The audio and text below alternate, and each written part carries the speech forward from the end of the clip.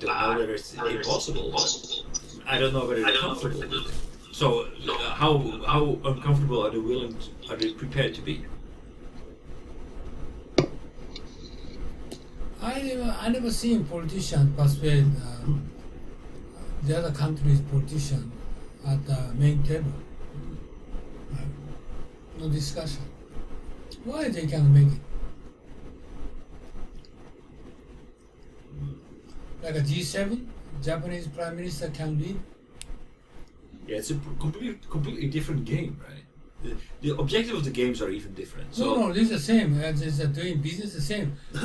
Even if he want to lead the opinion, but they cannot do it. Right. Like for example, Middle East, or for example, North Korea, and every kind of global discussion, Japanese is out of opinion. Nobody asks Japan. Yeah, because basically, once you give your opinion, you take a position, then it is not good to create followers, to bring people together behind you. Well, none of overseas people ask the Japanese politician, the prime minister, ask them their opinion. Right, because basically they know they will not get a yes or no from them. It doesn't make any sense. For a Westerner, they will not get a yes or no. Then what's the point in talking? But Japanese politicians, they cannot speak out their opinion. Why? But they can't do that. I don't think they want to say yes or no. They want to create, but they want to gather followers. I think that's the. You mean? But that's my opinion. I don't know, because you're Japanese. You know it probably much more up and close. But I would say that is the objective of somebody who's in negotiation or trying to get something done, to get as many followers as he can.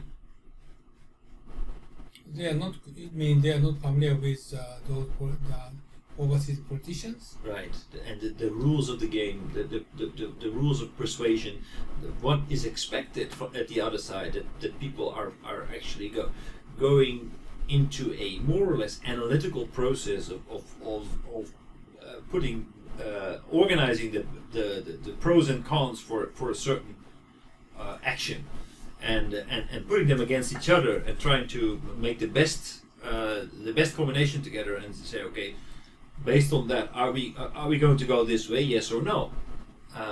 But it doesn't work that way, because in the Japanese will give a general, an abstract idea of and describe the situation. We don't care about describing the situation. We're trying to get to the essence and trying to take the next step, moving forward. The current situation is not relevant. Where do we want to go? So, according to my understanding, this and this and this and this. Therefore, it seems clear to me that given these circumstances, we need to go to A. And then the Japanese counterpart will start to describe the situation, and that's it. There is no talking about A, there's no refuting A, there's no B either. There is no clear position. So the Western side will try it again and say, okay, but this is that. Can we do that? I don't know. I need to talk with my head office. There is no debate. I don't think that the Japanese counterpart will feel comfortable being put in a position where they need to make a decision, because they do not want to make the decision, because it will alienate a lot of people, and they do not have the mandate to actually make the decision, because that decision is made at head office.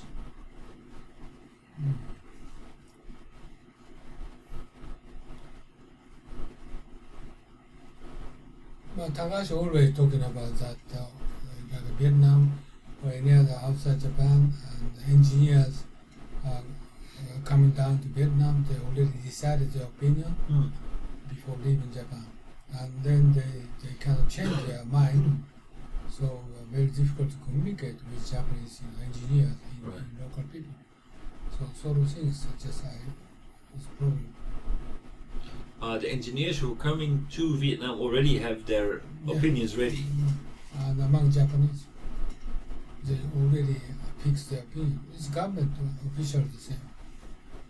This is the other concern. And additionally, also they don't like debate. They don't discuss. Right. Right. So, and if you don't discuss, why would you change your opinion? No change. Exactly, because it's never discussed. So if there is no discussion about opinion and anything, how can you actually become familiar with what's going on outside of Japan? It's technically impossible, because you never discuss it, you never touch it, you never test it. You already have set your own opinion, which was grown and born and matured in Japan, inside of Japan. And that is something that will stop you from globalizing, period. Yeah, some kind of big discrepancies. They bring back those issues to Japan and they try to discuss again in Japan. Bring it back again instead of local discussions. Right. She does not have authorized leading to those conclusions in local area. They cannot do that. Right. This is the other issue. Right. So that's, again, like the counterpart in Vietnam will feel like, okay, who am I talking to here? There's this person here in front of me, but basically that's just a vessel. It doesn't have, like, this is well, irreverently speaking, but it doesn't have any own opinion of itself. It doesn't have any mandate to actually make a decision. Why would I waste my time with this Japanese person if he or she cannot actually make any decision, doesn't have any opinion, and I cannot create any change through this person anyhow? It's a waste of my time. But they are familiar with kind of Japanese people characteristics. No way. Yeah, but that doesn't mean that they appreciate it. Yeah, that's a G7 politician discussion similar. The same. So they know that. So they're going to ask the Japanese Prime Minister what his opinion speaker something, but they actually okay, and they just only received.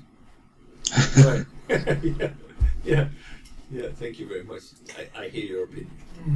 That's a problem. So that's not doing business. That's not coming closer. That's the reason why. But basically, the whole process of doing business is the process of getting closer to each other. So what we should do then?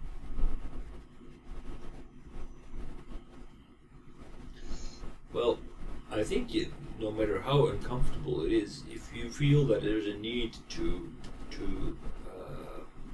globalize for your business, for the future of your company and its workers, then it's time to speak a global language. That means learning English, but also becoming aware of the way that you are communicating is 180 degrees different from the way that people communicate in the West. And if your goal is to globalize, is basically your goal is to make friends in other countries. If you want to make friends, then the easiest way to do that is to emulate other people. That's on a one-to-one relationship, right? So that basically you, if you want to make a woman interested in you, you kind of emulate her.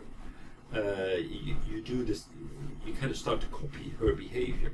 It's the same in business.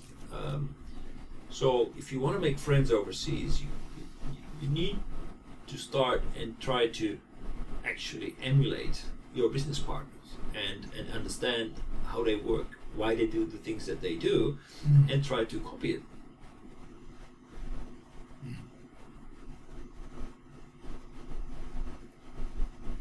How do you want to persuade kind of emulation to Japanese headquarter people?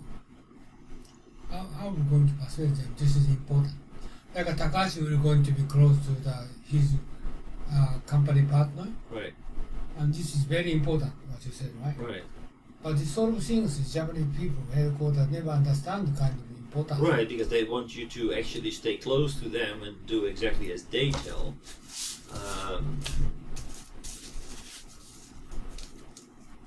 But this is very important. I agree with you. But if you want to do it, then you need to actually delegate responsibility more to Takashi instead of keeping him closer to you.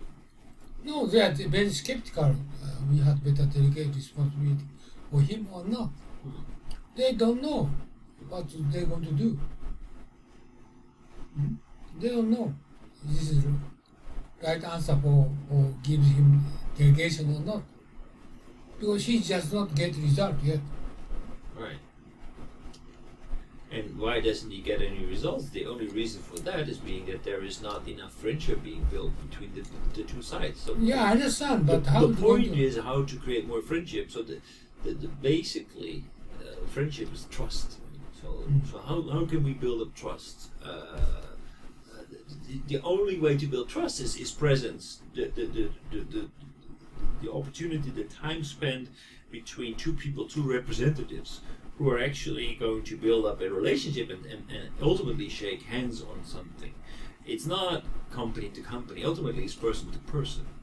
So you need that person who's representing you, give all the means, the resources to actually build that relationship.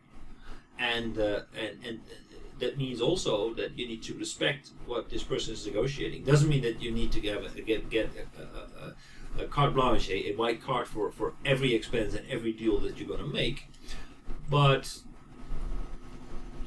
it needs to be possible for Takahashi-san in this case to actually negotiate a position, take a position on the proposal from the other side, or make a proposal and actually make certain concessions and coming to a better understanding that, okay, we're actually trying to make this work, and it's not something that we cook up in Japan and then just throw it back as, okay, this is our solution.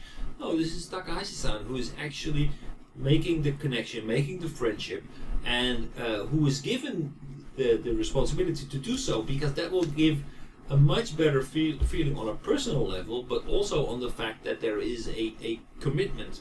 Company to company doesn't mean anything. That's the implementation phase, not the negotiation stage.